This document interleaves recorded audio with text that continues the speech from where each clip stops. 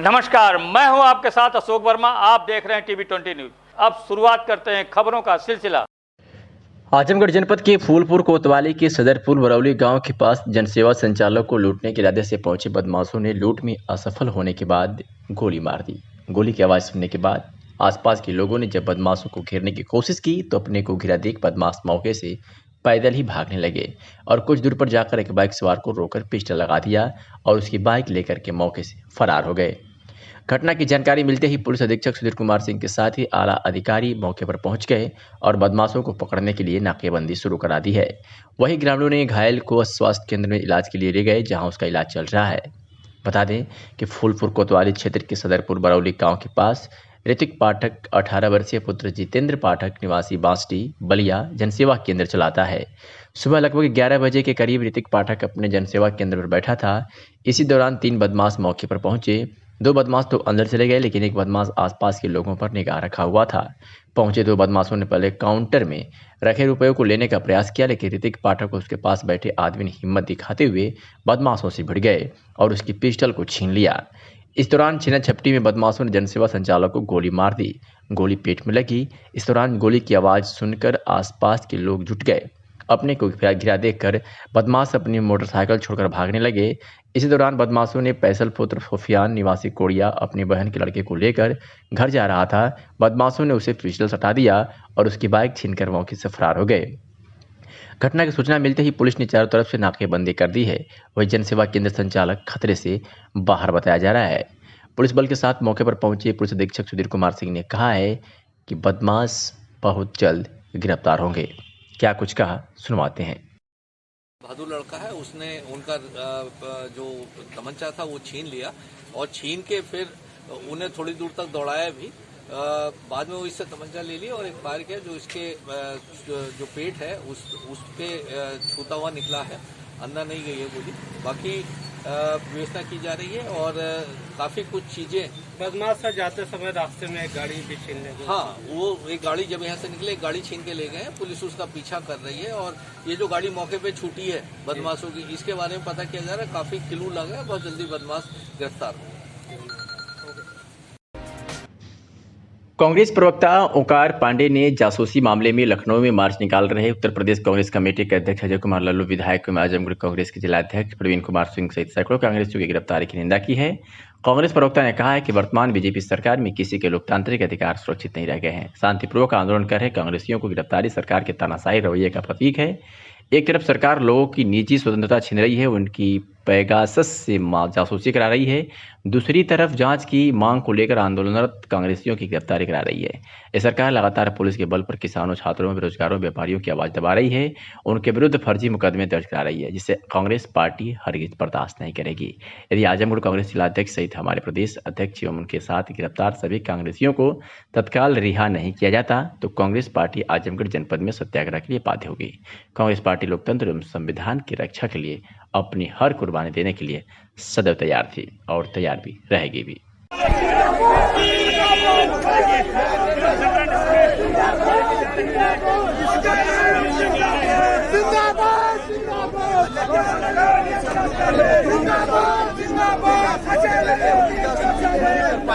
खबर आजमगढ़ से है, जहां नगर के लछरामपुर हड्डी अस्पताल में एक दिवसीय स्टार्ट ऑफ ऑन्कोलॉजिक ओपीडी की शुरुआत हुई।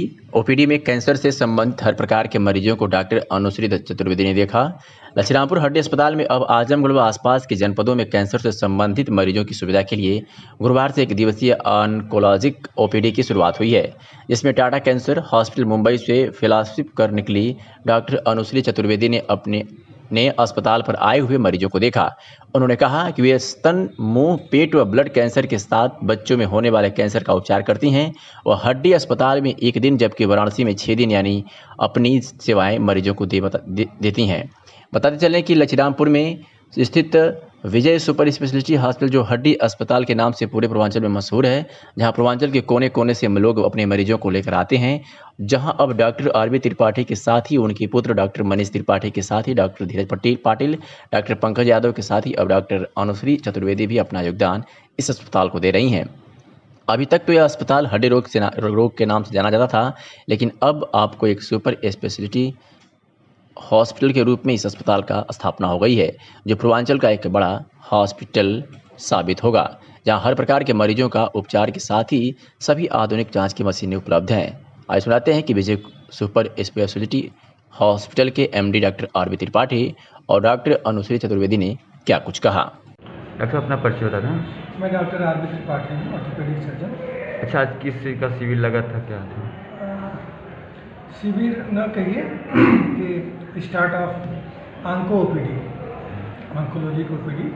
अब डॉक्टर साहब टाटा कैंसर से फेलोशिप करके आप यहाँ आई हैं और मूल रूप से सिल्वर टीम बनारस, लेकिन सप्ताह में एक दिन वो आजमगढ़ को समय देंगे, जिससे जो मरीज आजमगढ़, मऊ, देवरिया, गोरखपुर दौड़ बनारस जाते थे कीमोथेरेपी के लिए, उनकी सुविधाओं को देखते हुए डॉक्टर साहब खुद यहाँ आ रहे हैं हफ्ते में एक दिन और उनका जो कीमोथेरेपी का पोर्शन है उसको पूरा करेंगे। क्या आज पहला दिन बैठी हैं? कितना? हाँ, आज इनका फर्स्ट स्टार्टिंग डे है। कितने मरीज देखेंगे अभी तक? अभी तो जस्ट आई हैं ये, इसको 2-3 मरीज देखा है मैंने। कब कब बैठेंगे? Once a week, every Thursday, बृहस्पतिवार।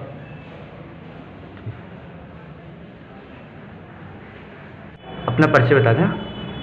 मैं डॉक्टर अनुश्री चतुर्वेदी हूँ। मैं एक मेडिकल ऑन्कोलॉजिस्ट और हेमाटोलॉजिस्ट हूँ। मैंने अपना डीएमबी का कोर्स दिल्ली से किया है, उसके बाद मैंने टाटा में भी और एसएमएस जयपुर में भी काम किया है।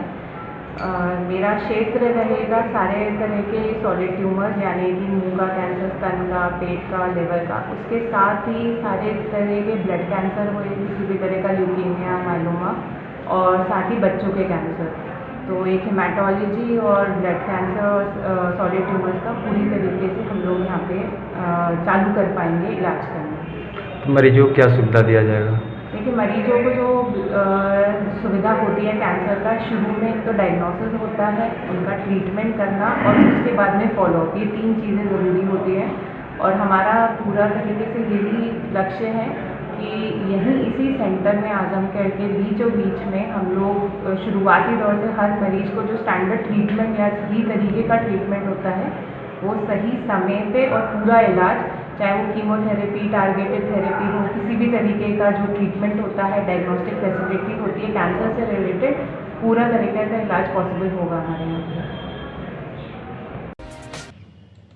आजमगढ़ से खबर है, जयनगर के पुरानी जेल के आगे बंधे पर बरसात के कारण मुख्य सड़क पर एक पेड़ अचानक गिर गया, जिससे सड़क पर आवागमन बंद हो गया। नगर के अग्रसेन चौराहे से मुख्य चौक पर जाने वाले मार्ग पर पुरानी जेल के आगे सूरज टाकीज के पास एक पेड़ अचानक बंधे से मुख्य सड़क पर गिर गया है, जिससे उस सड़क पर आवागमन बाधित हो गया। वही बिजली के तार पर पेड़ की गिरने से 60-60 भी हुई, लेकिन इस हादसे में कोई हताहत नहीं हुई। स्थानीयों ने बताया कि बरसात के कारण पेड़ अचानक दोपहर को गिर गया है, जिससे आवागमन बाधित हुआ, लेकिन बंद की सड़क पर आवागमन सुचारू रूप से जारी रहा, जिससे राहगीरों को कोई समस्याओं का सामना नहीं करना पड़ा। क्या नाम है आपका? रमेश पटेल। सिर्फ पेड़ कैसे गिरा? हवा लगा, बारिश की वजह से गिर गया। अच्छा, क्या कोई दिक्कतें हुई हैं? 4-60 हो गया है। कोई घायल वाल नहीं हुआ? कोई घायल नहीं हुआ। कब आप बच गए? कब से गिरा? कब पेड़ गिरा? 1 घंटा हो गया। अभी कोई आया नहीं? अभी कोई आया नहीं। आजमगढ़ में सड़क सुरक्षा सप्ताह के अंतर्गत पुलिस अधीक्षक आजमगढ़ सुधीर कुमार सिंह के मार्गदर्शन में अपर पुलिस अधीक्षक यातायात सुधीर जायसवाल, सत्येंद्र यादव, रामब्रिज सोनकर, संभागीय परिवहन अधिकारी आजमगढ़ पवन सोनकर, आरआई परिवहन विभाग व प्रभारी यातायात कौशल कुमार पाठक की मौजूदगी में सड़क सुरक्षा सप्ताह 22 जुलाई 2021 से 28 जुलाई 2021 तक का जन जागरूकता अभियान का प्रारंभ आरटीओ कार्यालय पर संयुक्त रूप से किया गया तथा लोगों को यातायात के नियमों का पालन करने हेतु अपर पुलिस अधीक्षक यातायात द्वारा बताया गया तथा आम जनमानस को यातायात के नियमों का पालन करने के लिए शपथ दिलाई गई तथा प्रचार प्रसार हेतु जन जागरूकता प्रचार वाहन को अपर पुलिस अधीक्षक यातायात द्वारा हरी झंडी दिखाकर रवाना किया गया। डेथ नहीं हुई थी 2020 में, उससे काफी अधिक डेथ एक्सीडेंट से हुई थी, जबकि लगभग 3 महीने पूरा लॉकडाउन था, ट्रैफिक कम चला था। इसी से आप समझ सकते हैं कि दुर्घटनाओं में कितना नुकसान होता है, लेकिन हमारा जनमानस अभी इसके प्रति सचेत नहीं है। पहले तो आप पाते थे कि कार से दुर्घटना हुई, ट्रक हुई, तब व्यक्ति मरा, लेकिन जब से ये हाई स्पीड मोटरसाइकिलें आ गई, तो अब मोटरसाइकिल और मोटरसाइकिल दुर्घटनाओं में लोग मर रहे हैं। इसे देखने में अगर आप विचार करेंगे तो छोटी दुर्घटना लगती है, लेकिन वह मोटरसाइकिल सवार मर गया दुर्घटना जो साइकिल सवार था। कुछ दिन पहले दो मोटरसाइकिलें टकराई, उसमें भी मोटरसाइकिल सवार की मृत्यु हो गई। हमारे जो यान है तकनीकी कारण सुविधाओं कारण अधिक स्पीड के आने लगे हैं। कारें 120-25 लोग चलाते हैं, आप इधर लड़के मोटरसाइकिल 100 पे लेकर भागते हैं स्पीड की। लेकिन कभी क्या आपने विचार किया है कि आपकी सड़कें गलियां उनकी कंडीशन इतनी स्पीड के लिए हैं? क्या लड़के ट्रेन हैं, जिम्मेदार हैं आपके घर के बच्चे? आप उनको 1.5 लाख की मोटरसाइकिल दिला देते हैं जिसमें बच्चों की जिद और स्टेटस। लड़के भी आजकल मैंने देखा है, उनको मोटरसाइकिल आवश्यकता कारण नहीं चाहिए, उनको 1.5 लाख की चाहिए। 40% जो मौत हो रही है वो मोटरसाइकिल सवारों की है। उसमें भी सबसे बड़ा कारण है कि उन्होंने हेलमेट नहीं लगा रखा था। अगर दुर्घटनाओं में 40% मोटरसाइकिल सवार मर रहे हैं और कारण उसका जो है हेलमेट है, तो आप समझ सकते हैं कि कितनी लापरवाही आप कर रहे हैं। और कार में जो दुर्घटनाओं में मर रहे हैं जो उसमें आजमगढ़ के बुढ़नपुर तहसील क्षेत्र में नायब तहसीलदार धर्मेंद्र सिंह के नेतृत्व में गठित टीम द्वारा बड़े बकायेदारों की वसूली व खरीद के दूसरे दिन किया गया। नायब तहसीलदार ने स्वयं अतरौलिया बाजार पहुंचकर बड़े बकायदों को आरसी के बारे में बताया तथा पैसा जमा कराने का प्रयास भी किया, जिसमें मुख्य रूप से बैंक के बकायेदार सुनील पुत्र जमुना लगभग 2 लाख रुपए, छट्टू लगभग 3 लाख, रामजीत यादव पुत्र राम दवर 1,36,000, बैंक के बकायेदार रविकांत यादव बुरहानपुर लगभग 29 लाख रुपए आदि के घर पहुंचकर उन्हें पैसा जमा करने की चेतावनी दी गई। वसूली टीम में अमीन जनार्दन सिंह, रविंद्र सिंह, सूर्य प्रताप सिंह, ललन सिंह मौजूद रहे। नायब तहसीलदार धर्मेंद्र सिंह ने बताया कि इन दिनों क्षेत्र के बड़े बकायेदारों का स्टाम्प हमें मिला है, जिसमें कुछ बिजली विभाग तथा कुछ बैंक से लोन लिए हैं। उन सभी की आरसी काफ़ी मात्रा में आई है। प्रदेश सरकार तथा जिलाधिकारी की तरफ से आदेश मिला है कि ज़्यादा से ज़्यादा लोगों से बिना कोई नुकसान पहुंचाए आसानी से वसूली की जाए। इसी क्रम में अतरौलिया बाजार निवासी बकायेदार लोगों के आरसी के बारे में आगाह कर दिया गया है कि जल्द से जल्द बकाया जमा कर दें, जिससे काफ़ी लोगों ने जमा भी किया। लॉकडाउन में व्यापारी या जनता पैसा जमा करने में सक्षम नहीं है, लेकिन जो लोग सक्षम हैं वह बैंक में माफ़ी योजना के अंतर्गत जल्द से जल्द पैसा जमा करा सकते हैं। आइए सुनाते हैं कि नायब तहसीलदार धर्मेंद्र सिंह ने क्या कुछ कहा।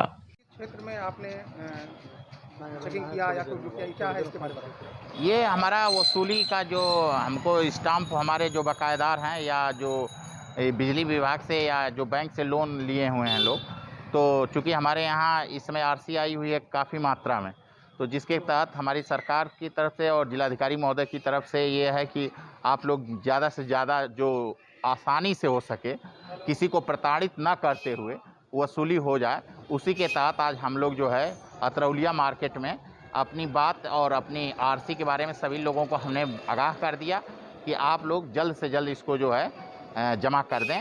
तो काफ़ी लोगों ने जमा भी किया और अभी आज बैंक में हो सकता है कि काफ़ी पैसा जमा हो, तो जिसके बारे में हम आपको कल बताएंगे कि कितना हमने आज जमा करवाया। क्या ये अभियान टाइप का चल रहा है कि कब तक चलेगा, कब तक करते रहेंगे? एक तरीके से अभियान ही है, क्योंकि जो है हम लोगों का ध्येय है कि सरकार का जो कलेक्शन है वो किसी तरीके से नुकसान ना हो, और हम लोग जो है इसके लिए प्रयास करते हैं। और चूँकि जैसे कि लॉकडाउन है, इसमें व्यापारी और ये जनता अभी उतना पैसा के देने में सक्षम नहीं भी है, लेकिन जो लोग सक्षम हैं और जो लोग स्टॉक में दे सकते हैं, चूँकि बैंक की तरफ से इस समय माफ़ी भी चल रही है, तो उसमें जितना भी उनका माफ़ हो सकता है उसके एवज में हम लोग को जितना वसूल कर सकते हैं हम लोग वसूलने का प्रयास।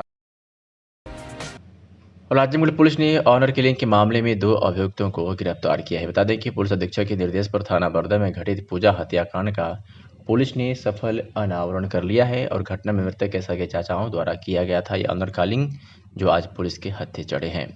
बता दें कि 14 जुलाई को थाना बरदा के असवनिया ग्राम में एक लड़की पूजा पुत्री उदयभान, जिसकी उम्र 20 वर्ष बताई जा रही थी, कि लाश पोखरे में मिली, जिसको उसके चाचा चंद्रभान व सूरज आत्ता संस्कार हेतु पोखरे से निकाल कर ले जाने वाले थे कि गांव के लोगों व प्रधान ने थाना बरदा पर सूचना दी। इस पर फोती सूचना थाना स्थानीय पर दर्ज कर मृतका पूजा का पोस्टमार्टम कराया गया था। बाद में पूजा के पिता, जो हरियाणा में रहते थे, उनकी लिखित तहरीर के आधार पर स्वयं की पुत्री पूजा रोहित स्वयं की पुत्री पूजा की हत्या के मामले में एक एप्लीकेशन दिया, जिसमें उन्होंने आरोप लगाया था कि रोहित पुत्र ज्ञानचंद्र, सौरभ पुत्र अज्ञात, राम प्रसाद पुत्र सभा निवासी ग्राम असवनिया, थाना बरदा, जनपद आजमगढ़ द्वारा बुलाकर हत्या कर दिया जाना तथा लाश को पास के तालाब में मौका मिलते ही फेंक दिया जाना। उक्त के संबंध में थाना स्थानीय पर मुकदमा पंजीकृत किया गया और रोहित पुत्र ज्ञानचंद, सौरभ पुत्र अज्ञात, राम प्रसाद पुत्र सभा निवासी ग्राम असवनी तथा थाना बरदा, जनपद आजमगढ़ पंजीकृत हुआ था तथा विवेचना प्रभारी निरीक्षक विनय कुमार मिश्रा द्वारा संपादित की जा रही थी। विवेचना में मृतक के सगे चाचा चंद्रभान उर्फ चंदू व सूरजभान पुत्र गण बदई निवासी ग्राम असवनिया, थाना बरदा, आजमगढ़ का नाम प्रकाश में आया और पूर्व में नामजद अभियुक्त की नामजदगी गलत पाई गई। पुलिस अधीक्षक आजमगढ़ सुधीर कुमार सिंह उक्त प्रकरण को संज्ञान में लेते हुए हत्या का अनावरण को हत्यारोपी गिरफ्तारी हेतु प्रभारी निरीक्षक बरदा को निर्देशित किया था, जिसके तहत आज पुलिस ने अपनी कार्रवाई में इनको गिरफ्तार कर लिया है। दिनांक 13 तारीख को असवनिया गांव जो कि थाना वर्धा में पड़ता है, उससे एक पूजा नाम की लड़की जो कि 20 वर्ष की थी गायब हुई थी और अगले 14 तारीख को उसकी लाश गांव के पास के पोखरे में मिली थी। इस समय उसके जो चाचा है चंद्रभान, उसके द्वारा गांव के 3 लोगों के खिलाफ FIR दर्ज कराई गई थी। बाद में इन्वेस्टिगेशन के दौरान ये बात संज्ञान में आई कि इसके चाचा और एक अन्य सूरजभान द्वारा इसकी मृत्यु इसकी हत्या कर दी गई थी और उसका मेन कारण उसके गांव के एक अन्य लड़के से उसकी लगातार बात करना था, क्योंकि घर वालों को अच्छा नहीं लगता था और घटना का अनावरण हो गया है। दोनों हत्या के दोनों अभियुक्त, उसका चाचा चंद्रभान और सूरजभान, जेल भेजे गए हैं। और इससे एक बात यह है कि जो 3 लोग नामजद कराए गए थे झूठे, वो जेल जाने से बच गए और घटना का सत्यता के आधार पर अनावरण हुआ है।